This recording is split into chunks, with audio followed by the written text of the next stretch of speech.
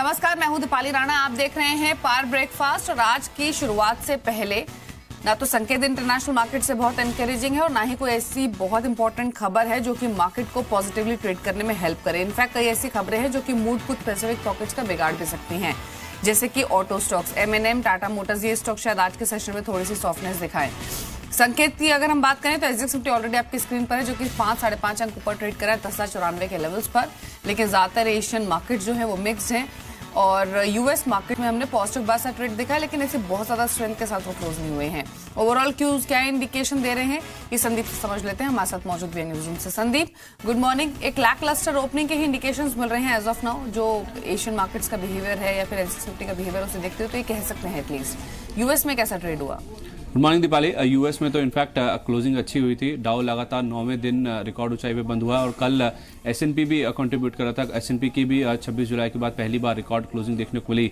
IT stocks काफी अच्छा perform करे थे यूएस में, जिस वजह से नैस्डैक सबसे ज्यादा चढ़ने में कामयाब हुआ। करीब आधे % के आसपास ही गेंस थे। इनफैक्ट कोई बहुत बड़ा डेटा रिलीज वहां पे नहीं था, इसलिए डॉलर इंडेक्स में कमजोरी। और यही कारण है कि आप देख रहे हैं कि आज जो एशियन मार्केट की शुरुआत हुई है वो काफी लैकलस्टर देखने को मिली। अगर आप स्ट्रेट टाइम्स को छोड़ दें तो बाकी सभी एशियन मार्केट का जो टोन है वो आपको निगेटिव ही नजर आएगा। आज चाइना के जो ट्रेड डेटा है वो रिलीज होने वाले हैं। एक्सपोर्ट्स में करीब 10.9% और इंपोर्ट्स में करीब 16.5% के आसपास की बढ़त का अनुमान है। तो ये जो नंबर्स हैं, इससे पहले थोड़ा सा जो कॉशियसनेस है वो एशियन मार्केट्स में साफ तौर पे देखने को मिल रहा है। कल यूरोपियन मार्केट्स भी काफी मिक्स बंद हुए थे और कोई बहुत बड़ा यूएस में डेटा रिलीज नहीं था, लेकिन जो अर्निंग्स हैं वो काफी अच्छी आ रही, तो उसके ऊपर मार्केट्स पॉजिटिवली रिएक्ट कर रहे हैं। और इस हफ्ते में कुछ बड़ी रिटेल कंपनी और साथ ही साथ डिज्नी जो कि मीडिया कंपनी है उसके नंबर्स आने जिसको बाजार के लिए वॉच करेगा। लेकिन ओवरऑल देखा जाए यूरोपियन मार्केट से जिस तरह का कारोबार हुआ और जिस तरह की एशियन मार्केट्स के क्यूज हैं, जैसे आप कह रही हैं, हो सकता है कि आज एक जो लैकलस्टर शुरुआत है इंडियन मार्केट्स में देखने को मिलेगा।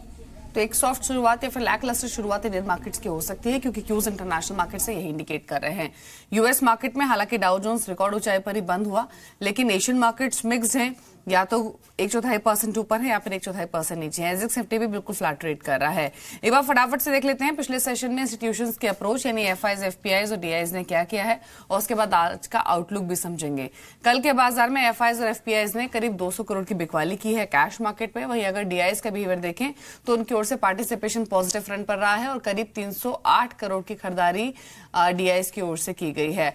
आज का आउटलुक आपको बता देते हैं। आज मार्केट में वह फिर से दायरे में ट्रेड हो सकता है, और साथ ही अगर हम स्पेसिफिक पॉकेट्स की बात करें तो आज एक बार फिर से बैंकिंग स्टॉक्स फोकस में रहेंगे। इस हफ्ते एसबीआई के अर्निंग्स भी आने हैं, आपको नजर रखकर चलनी है। ऑटो शेयर्स पर जो एसयूवीज पर सेस बढ़ा है, कल ये खबर मार्केट आवर्स के दौरान फ्लोट हो रही थी, किस तरह की डेवलपमेंट हो सकती है, लेकिन मार्केट क्लोज होने के बाद ये कंफर्मेशन आया। M&M, टाटा मोटर्स जैसे स्टॉक्स पर आप नजर रखकर चले, वहां पर थोड़ी सी सॉफ्टनेस इस खबर की वजह से चल सकती है, क्योंकि ऑल टुगेदर अब जो कॉस्ट है वो टैक्स कॉस्ट जो होगी 43% से बढ़कर 53% पर आ जाएगी। तो ये तमाम पॉकेट्स होंगी जिन पर आपको आज के सेशन में ध्यान देना है। हालांकि बाजार बंद होने के बाद जो नतीजे आए हैं वो भी इंपॉर्टेंट रहेंगे, जैसे कि टाटा स्टील नंबर्स मुनाफे के अगर आंकड़े को हटा दे तो बाकी सब पैरामीटर्स पर एक्सपेक्टेशन से बेटर रहे हैं। लेकिन आज की ओपनिंग कैसे हो सकती है, कौन सी पॉकेट्स लाइमलाइट में रहेंगे, इस पर एक आउटलुक ले लेते हैं। मिहिर भट्ट हमारे साथ मौजूद हैं, editor Zee Business. Mihir, good morning.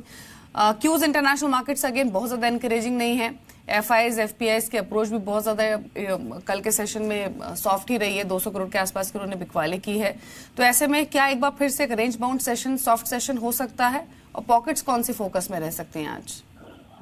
देखिए, जहां तक आज के सेशन की बात है, एक्चुअली ओवरऑल अगर आप देखें डेटा कल का, तो इससे एक चीज प्रतीत होती है कि इस सीरीज के लिए निफ्टी की जो रेंज है वो कुछ हद तक कॉन्ट्रैक्ट हुई है। ठीक है। तो जो मतलब पहले ये माना जा रहा था कि एटलीस्ट जो अगला बड़ा रेजिस्टेंस लेवल होगा वो 10,400-500 के आसपास आएगा, वो नीचे आते आते 10,200 के आसपास ही आ गया है। ठीक है। यानी अब यहाँ से देखिए, and at the same time on the lower side अगर आप देखें तो वहां पर भी 10,000 के आसपास ऐसा लग रहा है कि मार्केट होल्ड करने की कोशिश करेगा। तो नेट जो बाकी बची सीरीज है वो अब वही 100-150 अंकों के दायरे में देखते हैं। अब इसमें ऑब्वियसली फोकस आज एक तो टाटा स्टील पे रहेगा, बारिंग 1 और 2 पैरामीटर्स। अगर आप देखें तो नंबर्स ठीक ही रहे हैं उनके, लेकिन ये जरूर है कि जो पूरी तरह से एक टर्न अराउंड एक्सपेक्टेड था वो नंबर्स में रिफ्लेक्ट नहीं हुआ है। अब कल क्योंकि ये चला भी था इतना 6% ऊपर था, तो आज देखना होगा कि मार्केट का अप्रोच क्या रहता है। यहाँ पर जो इस बार जनरली ट्रेंड रहा है वो यही रहा है कि अगर कोई बहुत बड़ा नेगेटिव नहीं है तो एटलीस्ट स्टॉक्स को हैमर नहीं किया गया है। दूसरी बात जो ट्रिगर रहेगा वो रहेगा एसबीआई ऑब्वियसली नंबर्स, और उससे पहले क्या रुझान यहाँ पर रहता है, और साथ ही ओवरऑल पीएसयू बैंक पर भी वो देखना होगा। लेकिन ज्यादातर यही होगा कि आज का जो सेशन है वो रेंज बाउंड ही रहेगा। जी। चलिए, शुक्रिया मिहिर आउटलुक शेयर करने के लिए। डेफिनेटली आज का जो सेशन है वो रेंज बाउंड रह सकता है, क्योंकि इंटरनेशनल मार्केट से क्यूज, डोमेस्टिक फ्रंट पर जो डेवलपमेंट्स हैं या फिर जो स्टॉक स्पेसिफिक खबरें हैं उसे देखते हुए यही इंडिकेशन मिल रहा है कि अगेन एक रेंज में ही आज ट्रेड हो सकता है। टाटा स्टील के पर जरूर नजर रखनी होगी। नंबर्स हालांकि अगर हम प्रॉफिटेबिलिटी के अलावा देखें तो मोरलेस एक्सपेक्टेशंस के हिसाब से रहे हैं, लेकिन ऑलरेडी बहुत स्ट्रॉन्ग रनअप नंबर से पहले ही दिखा चुका है, तो हो सकता है उतना वाइब्रेंट आज के सेशन में वाइब्रेंसी स्टॉक में ना दिखे। लेकिन एसबीआई हुआ, ऑटो स्टॉक्स हुए, इन पर आप फोकस कर सकते हैं। मनीष मिश्रा हमारे साथ मौजूद हैं, एमडी और सीईओ हैं प्रॉफिट यात्रा के, उनसे कॉमेंट ले लेते हैं इंडेक्स पर। Manish, good morning. निफ्टी पर क्या करेंगे आज? निफ्टी पे देखिए बाय करने की सलाह होगी अभी तो, क्योंकि मोमेंटम अभी पॉजिटिव बना हुआ है। आप देखिए जब तक नीचे 10,000 के नीचे ट्रेड नहीं करता निफ्टी, तब तक हम तो खरीदने की सलाह देंगे, और आज भी हम इसमें लगभग 10,120 के टारगेट शायद नजर आए, ऐसी उम्मीद करते हैं। तो आप बाय करने की सलाह दे रहे हैं 10,120 के टारगेट्स के लिए, 10,000 का आपका स्टॉप लॉस रहेगा। स्टॉक्स कौन से पिक किए हैं आज के लिए आपने? स्टॉक्स में पहला स्टॉक होगा टोरेंट पावर। ये स्टॉक कल भी काफी तेजी से चला है और 200 रुपए के ऊपर ही बंद हुआ है, तो इसलिए 199 के स्टॉप लॉस के साथ खरीदने की सलाह होगी। हमें लगता है शायद आज इंट्राडे में इसमें 207 रुपए तक के टारगेट देखने को मिल जाएंगे। ठीक है। दूसरा स्टॉक आईसीआईसी काफी अच्छा लगता है। इस स्टॉक में खरीदते चले, शायद 309 रुपए तक के टारगेट इसमें आज इंट्राडे में आज को देखने को मिल सकते हैं। ठीक है, चलिए शुक्रिया आपका मनीष। तो मनीष ने यहाँ पर दो ट्रेड्स आपको बताएंगे। तो टोरेंट पावर खरीदारी की सलाह ये दे रहे हैं, आईसीआईसीआई बैंक में भी खरीदारी की सलाह है। 309 के टारगेट है आईसीआईसीआई बैंक में, 297 का आपको स्टॉप लॉस मेंटेन करना है। लेकिन अलग अलग हाउसेस की ओर से कुछ और कॉल्स आई हैं, वो भी आप नोट कर लीजिए आज के सेशन के लिए। डाबर को आप पिक कर सकते हैं, खरीदारी की सलाह है इन्वेस्टर पॉइंट की ओर से। 332 के टारगेट है इनकी ओर से, 315 का स्टॉप लॉस मेंटेन कीजिए। दूसरी रिकमेंडेशन इन्वेस्टर पॉइंट की ओर से जो आ रही है आज डाबर के बाद, वो रहेगी पावर ग्रिड। 232 का टारगेट, 222 का स्टॉप लॉस आपको मेंटेन करना है। 225 पर ये स्टॉक पिछले सेशन में क्लोज हुआ था। नेक्स्ट ट्रेड रहेगा अरविंद लिमिटेड का। यहाँ पर बाय रिकमेंडेशन है इन्वेस्टर पॉइंट की ओर से, 405 के टारगेट है, 386 का स्टॉप लॉस आपको मेंटेन करना होगा। 389 पर ही बंद हुआ था। साथ ही सिंटेक्स इंडस्ट्रीज, सिंटेक्स प्लास्टिक्स की लिस्टिंग भी है, इसलिए भी स्टॉक फोकस में रहेगा। 40 के टारगेट रखे आज के सेशन में, 34 का स्टॉप लॉस। खरीदारी की कॉल है सिंटेक्स इंडस्ट्रीज पर चॉइस ब्रोकिंग की ओर से। चॉइस ब्रोकिंग ने जो अगला स्टॉक पिक किया वो है डेल्टा कॉप का। 182 के टारगेट है, 170 का स्टॉप लॉस आपको मेंटेन करना है। बाय करके चले डेल्टा कॉप को। और जीएमआर इंफ्रा, ये एक और शेयर है जहां पर खरीदारी की सलाह है चॉइस ब्रोकिंग की ओर से। 19.8 के टारगेट हैं और 18 रुपीज का स्टॉप लॉस आपको मेंटेन करना होगा। तो ये अलग अलग हाउसेस की ओर से कुछ ट्रेड्स आपको मिले हैं, आपने नोट किए होंगे और उसी हिसाब से आप ट्रेड भी करें। लेकिन अब अर्निंग्स की बात कर लेते हैं। कुछ नतीजे जो कल बाजार बंद होने के बाद है, उसमें टाटा स्टील सबसे इंपॉर्टेंट था। नंबर्स कैसे रहे हैं, अलग अलग पैरामीटर्स पर एनालिसिस कर लेते हैं, और इस एनालिसिस के लिए अंचल हमारे साथ मौजूद हैं। गुड मॉर्निंग अंचल। अंचल, टाटा स्टील के नंबर्स प्रॉफिटेबिलिटी के अलावा, जो कि थोड़ा अनुमान से कम रही है due to other income factor, बाकी पैरामीटर्स पर नंबर कैसे रहे हैं? एक टर्न अराउंड तो क्योंकि एक्सपेक्टेड था, टर्न अराउंड हुआ है दीपाली, काफी अच्छे नंबर्स कंपनी ने पोस्ट किए। सो मच सो अगर मैं आपको एक हेड टू हेड कंपैरिजन बताऊं तो रेवेन्यू, एबिटा मार्जिन, तीनों ही फ्रंट्स पे जो हमारा अनुमान था उससे बेहतर नंबर्स कंपनी ने पोस्ट किए। हाँ, प्रॉफिटेबिलिटी हमारे अनुमान, हमारा 1700 करोड़ का अनुमान था, 921 करोड़ है। उसका कारण था अदर इनकम का स्लग, और जो कंपनी ने टैक्सेशन और प्रोविजनिंग की उसकी वजह से। नंबर्स को कंपेयर करिए, देखिए 19% कंपनी का रेवेन्यू बढ़ा है, 30,000 करोड़ के पार जाता हुआ दिखा। वहीं एबिटा में ऑलमोस्ट 47% की जंप आई है। 31% की बढ़त का स्ट्रीट एस्टिमेट कर रही थी 30 से 35% के बीच में, उसे बीट किया। 47% की जंप एबिटा फ्रंट पे आई है। 4,804 करोड़ का एबिटा कंपनी ने पोस्ट किया है। मार्जिन देखिए 12.6 से सीधा 15.5, हमारा अनुमान था 14.5% के आसपास का मार्जिन रहते हुए दिखेंगे। हमारे अनुमान से भी 1% बेटर नंबर मार्जिन है, तो अपने आप में आपको पूरी कहानी दर्शा रहा है कि ऑपरेटिंग फ्रंट पे टर्न अराउंड की बात की जा रही थी, वो डेफिनेटली हुआ है।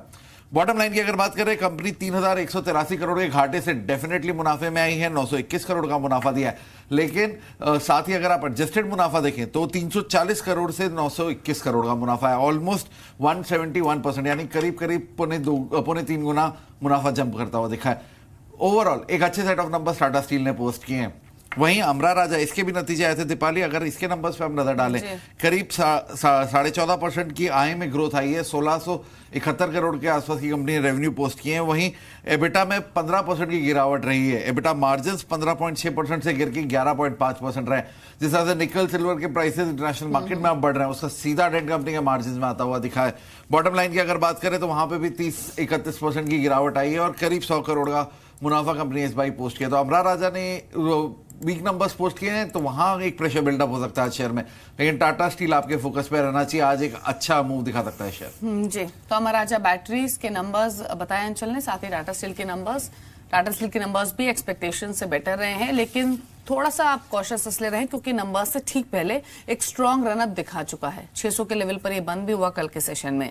लेकिन और भी बहुत सारे शेयर्स हैं जो कि आज खबरों में है। कौन से हैं ये स्टॉक्स, जाने का रुख कर लेते हैं स्टॉक्स टू वॉच का।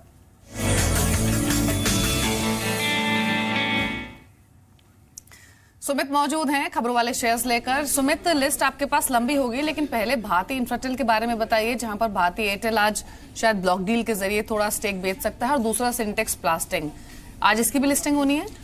दोनों इंपॉर्टेंट इवेंट है दीपाली आज के लिए। पहले भारती एयरटेल, भारती इंफ्राटेल दोनों शेयरों की बात कर लेते हैं। जहाँ पे भारती इंफ्राटेल में एयरटेल हिस्सा बेचेगा, ये पहले भी सीजन बता चुका है कि करीब 3-3.25% के आसपास हिस्सेदारी बेचने की बातचीत है, लेकिन अब 3.7% हिस्सा बेचने की खबरें हैं और ब्लॉक डील के जरिए हिस्सेदारी बेची जाएगी। रफली 2550 करोड़ रुपए इस ब्लॉक डील के जरिए मिलेगा भारती एयरटेल को, जिसको वो फर्दर अपने डेट को ईज आउट करने के लिए इस्तेमाल कर सकता है।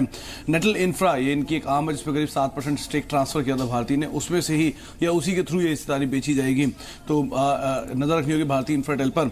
इसके अलावा आपने बात की सिंटेक्स प्लास्टिक की। सिंटेक्स दरअसल सिंटेक्स का डीमर्ज्ड आर्म है जो कि प्लास्टिक कारोबार में है ये, और टेक्सटाइल कारोबार, दो कारोबार, तो टेक्सटाइल वाली आर्म लिस्ट हो चुकी है और प्लास्टिक कारोबार जो है वो लिस्ट होने की योजना है, और वो कारोबार में 1:1 की रेशियो में ये शेयर्स दिए गए थे, वो आज लिस्ट होगी।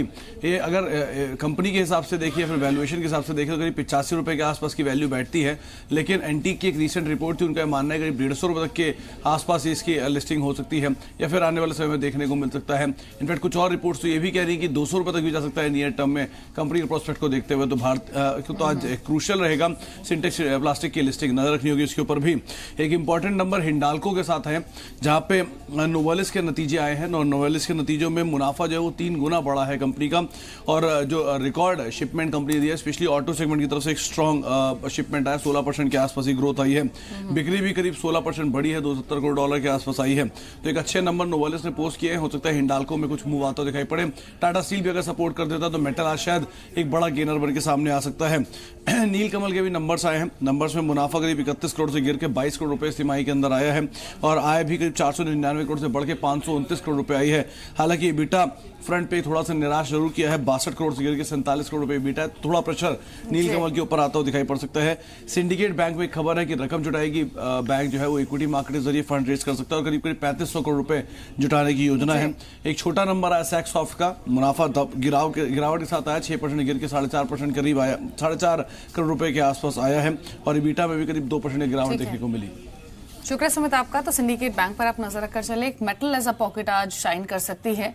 हिंडाल्को की बात की सुमित ने, नोवेलिस की जिस तरह की परफॉर्मेंस रही है उसके बाद इनफैक्ट कई हाउसेज ने अपग्रेड भी किया है इसी पैरामीटर पर। मॉर्गन स्टैनले ने 240 के टारगेट्स की बात कही है।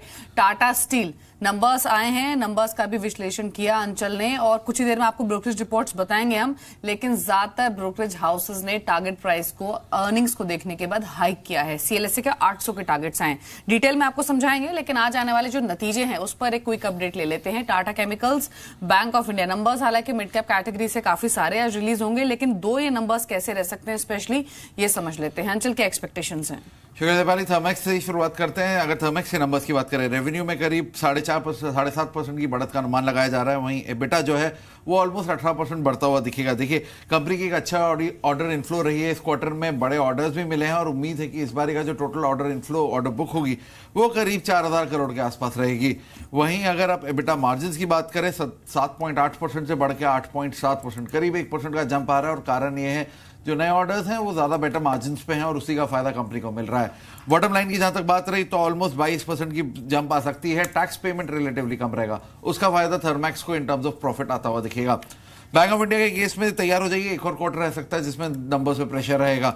एनआईए के फ्रंट पे 4.5-7% की बढ़त का अनुमान लगाया जा रहा है, लेकिन वहीं प्रोविजनिंग बैंक की YOY बेसिस पे ऑलमोस्ट 14% बढ़ती हुई दिख रही है। क्वार्टर ऑन क्वार्टर बेसिस पे डेफिनेटली उम्मीद है कि इस बार प्रोविजनिंग थोड़ी ईज आउट होगी, ऑलमोस्ट 33% कम हो सकती है, लेकिन क्योंकि YOY बेसिस पे बढ़ रही है उसका एक इम्पैक्ट कंपनी की बॉटम लाइन पे आता हुआ दिखेगा। अच्छी चीज ये है कि पिछले साल इसी क्वार्टर में कंपनी को घाटा हुआ था 740 करोड़ का, तो उसके कंपैरिजन में इस बार घाटा कम हो रहा है, 390 करोड़ का हो रहा है। लेकिन नजर रखिएगा दीपाली प्रोविजनिंग के आंकड़े पे, अगर एनसीएलटी मामलों को लेकर और जो राज्यों ने कर्ज माफी की है किसानों की, उसकी वजह से बैंक अपनी प्रोविजनिंग बढ़ाता है और आंकड़ा 3100 करोड़ से ज्यादा का देता है, तो आपको पूरे नंबर्स पे प्रेशर बिल्डअप होता हुआ दिखेगा। ग्रॉस एनपीए फ्रंट पे इस बार 13.2% से बढ़ के ग्रॉस एनपीए 14.2% रह सकते हैं। पिछले साल Q4 में एक रिलेटिवली हाई स्लिपेजेस थी, उसका इंपैक्ट आएगा। इस बार इस स्लिपेजेस के आंकड़े पे भी नजर रखिएगा। ठीक है, चलिए शुक्रिया अंचल आपका।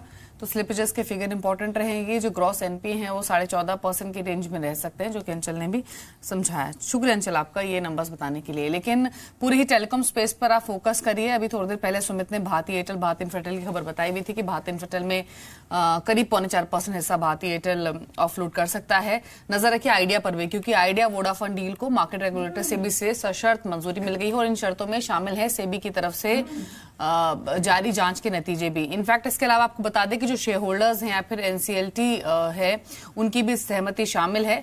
इनमें से किसी में भी गड़बड़ी या फिर असहमति मिलने पर डील को नामंजूर किया जा सकता था। ये इंपॉर्टेंट डेवलपमेंट है इस मर्जर के लिए, इस कंपनी के लिए। साथ ही आपको ये भी बता दें कि कुछ महीने पहले ही आइडिया और वोडाफोन ने मर्जर की घोषणा की थी और मर्जर पूरा हो जाने पर आइडिया वोडाफोन देश की सबसे बड़ी टेलीकॉम कंपनी बनेगी। डील की शर्तों के मुताबिक नई कंपनी में वोडाफोन का 45% हिस्सा होगा, जबकि आइडिया का 26% हिस्सेदारी होगी।